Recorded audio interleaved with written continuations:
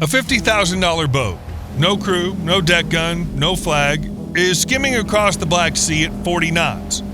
It was built from a jet ski engine and a commercial camera you could buy online for $300. It weighs less than a ton. And in 90 seconds, it'll slam into a Russian warship worth $65 million. The explosion will tear through the hull below the waterline, the ship will list, flood, and sink, and the people who built that drone will already be assembling the next one. This is not a freak event. This is a pattern. And it's destroying not just Russia's navy, but the entire logic of Putin's regime. To understand why, you have to start in the last place anyone expected to hear doubt, the Russian parliament itself. The State Duma is not a parliament. It's a rubber stamp. 300 seats held by the ruling party, the rest filled with loyal actors who play the role of opposition without ever opposing anything. Every single party in the Duma supported the invasion of Ukraine. Every one. For 20 years, this system functioned perfectly. The deals were clear, the elites got wealth, the population got stability, and nobody inside the machine questioned it. Nobody needed to. The system delivered, and then, quietly, the numbers started to move. Public confidence in the Duma, 25%. Trust in political parties, 29%. Falling support for United Russia among decided voters dropped from 58 to 43% in months. Not years, months. And these are numbers from the Levada Center, the closest thing Russia has to an independent pollster, an organization that operates under constant threat of being shut down. If these are the numbers they're willing to publish, imagine the numbers they aren't. Now ask yourself, what does a regime do when its own supporters begin to lose faith? It tightens the grip. In July 2025, the Duma passed anti-extremism laws so broad that a private group chat can now be declared an extremist organization if a single member has been convicted of anything the state defines as extremism. Searching for banned content online, even through a VPN, is now a finable offense. A confident government does not do this. A government that's afraid does this. But repression doesn't fix a budget, and Russia's budget's bleeding out. The deficit for 2025 hit nearly 6 trillion rubles, 1/6 of total revenue. The National Welfare Fund is down 60%. Military spending now eats close to 40% of the entire federal budget, a ratio not seen since the Soviet Union. That money has to come from somewhere. So VAT's going up, income taxes are going up, and everything else is going down. In the winter of 2025, a dozen major blackouts swept Russia from the Arctic to the Pacific. Hundreds of thousands of people lost heat and power for days. The construction minister admitted 40% of the country's utilities are in serious disrepair. The Kremlin promised 4.5 trillion rubles for infrastructure by 2030. They've spent almost none of it. The money went to missiles. Here's the detail that should show you. The Kremlin's presidential administration has drafted 3 scenarios for the September 2026 Duma elections. In all 3, the war's still going. There's no victory plan. There's no peace plan. Only continuation packaged as triumph. They're not planning to end the war. They're planning to survive it politically. Now, remember the drone I described at the beginning? Here's the world it came from. When Russia seized Crimea in 2014, Ukraine lost nearly its entire navy overnight. When the full-scale invasion came in February 2022, Ukraine's only remaining major warship, the frigate Hetman Sahedegni, was scuttled by its own crew to keep it out of Russian hands. A country with no navy, no fleet, no warships. That was the starting position. What happened next will be studied in war colleges for the rest of this century. A secretive unit inside Ukrainian military intelligence, known only as Group 13, began building naval drones in workshops that looked more like garages than military facilities. Concrete floors, fluorescent lights, engineers in civilian clothes hunched over hulls made of composite and fiberglass. The engines came from jet ski manufacturers. The GPS modules were commercial grade. The cameras were waterproof models designed for sport fishing, the kind you can order online with next-day delivery. What they assembled from these parts was the Magura V5, a low-profile, semi-autonomous kamikaze boat. Cost roughly $50,000. Range, hundreds of kilometers. Payload, enough explosive to gut a warship below the waterline. No crew required, no port required. Just a beach, a laptop, a satellite link, and a target. The corvette Sergei Kotov destroyed. The missile boat, Ivanovets, gone before the crew could respond. The landing ships Olenogorski Gornyak and Caesar Kunikov crippled in strikes so precise that analysts initially refused to believe a drone did it. And then there was the Moskva, 12,000 tons, the flagship of the Black Sea Fleet. It sank in April 2022 and took Russia's naval prestige to the bottom with it. In total, roughly one-third of Russia's entire Black Sea Fleet damaged or destroyed by a country with no navy. They're not just losing ships, they're losing control. By spring 2024, Britain's Ministry of Defense declared the Black Sea Fleet functionally inactive. The fleet that was supposed to make Crimea impenetrable was hiding in port. Not repositioning, hiding. And then even the ports stopped being safe. In December 2025, Ukraine deployed what's believed to be the world's first combat-proven underwater drone against a submarine. The weapon, called Subsea Baby, slipped through the harbor defenses at Novorossiysk, Russia's last major Black Sea base, and struck a Kilo-class submarine at pier. On Russian sovereign territory, past the nets, past the patrol boats, past the static sensors, the safe harbor was no longer safe. The fallback had no back to fall to, and the message was unmistakable. There is no depth and no distance that guarantees protection anymore.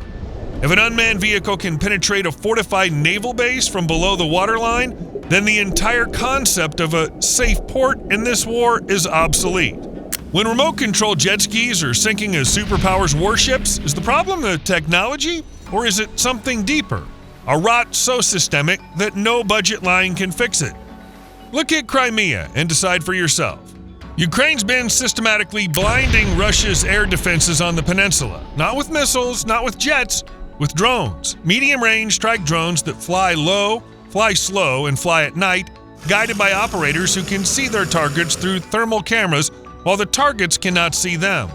Strike after strike after strike, not on troops, not on trenches, but on the eyes of the system.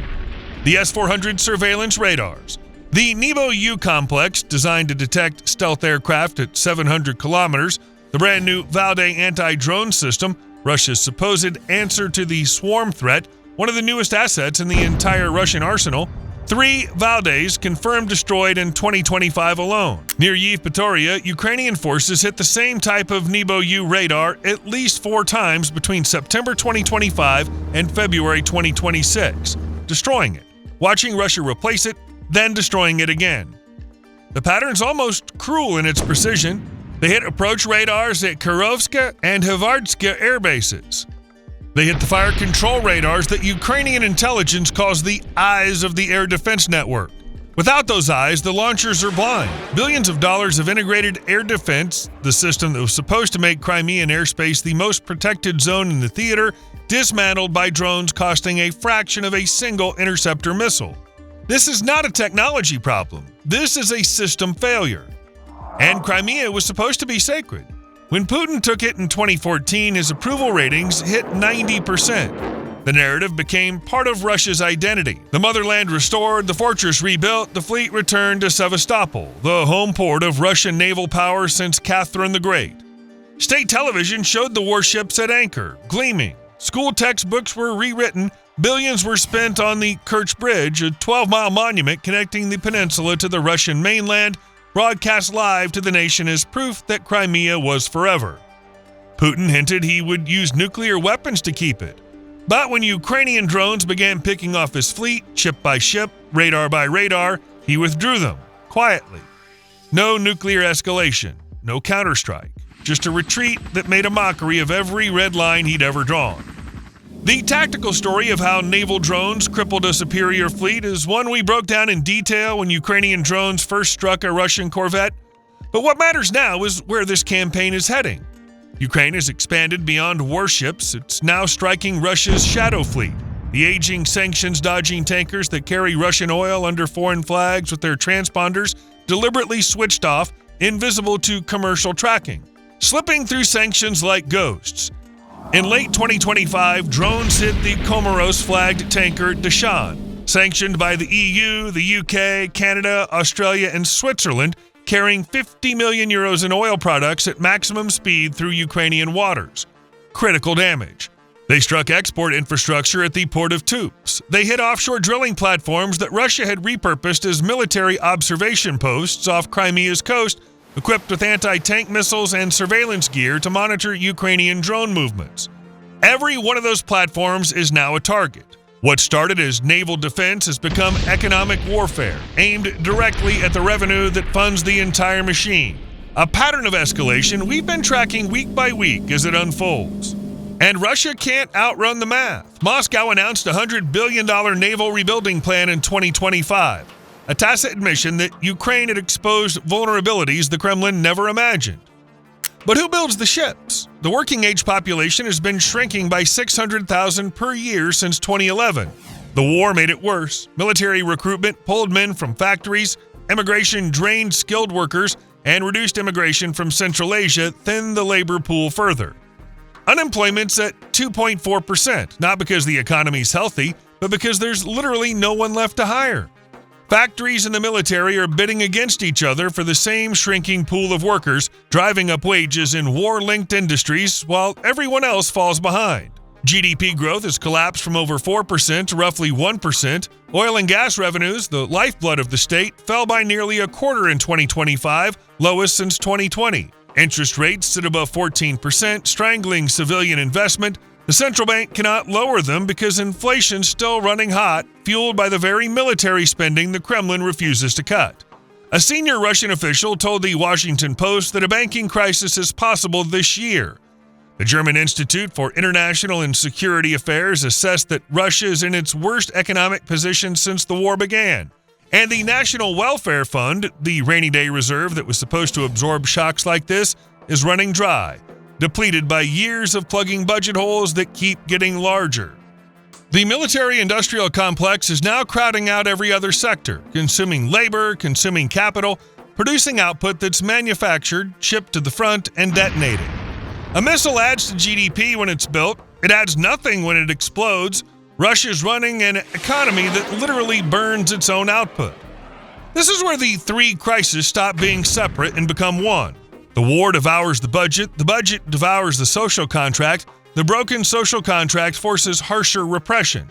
Harsher repression narrows the circle of people willing to speak honestly to power.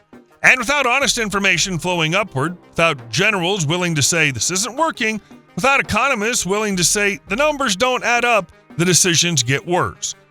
Worse decisions mean more ships sink, more radars blinded, more money burned on weapons that fail to achieve their objectives. It's a feedback loop with no circuit breaker, and it's accelerating. 20% of Russia's population now earns income tied to the war. Their wages are up. The other 80% are watching prices rise, services collapse, and their futures narrow. The Kremlin's answer is to build a new political class from war veterans, funneling them into party lists, promoting loyalty over competence, replacing institutions with allegiance. This is not what a confident regime does. This is what a regime does when it's stopped trusting its own system. Meanwhile, the technology ripping the regime apart from outside is not slowing down, it's accelerating. The Magura drones evolved from crude kamikaze boats into multi-role platforms carrying anti-aircraft missiles.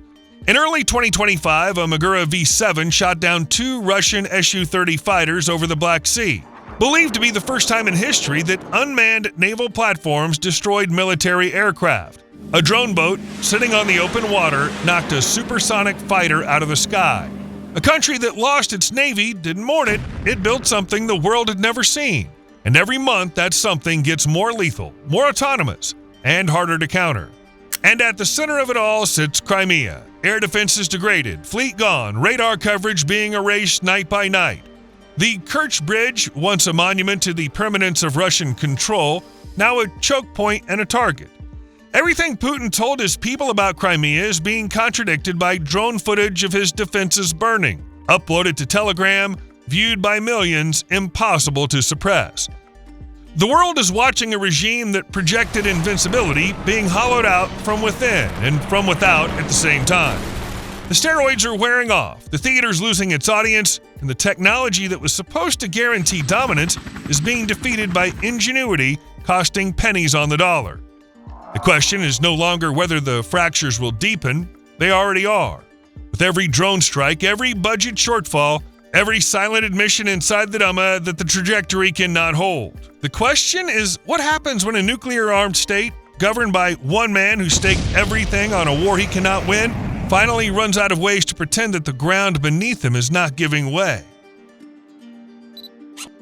And if you enjoyed the video, please leave a like, subscribe to the channel, and hit that notification bell for more content like today's. Thanks for watching, and we'll see you in the next one.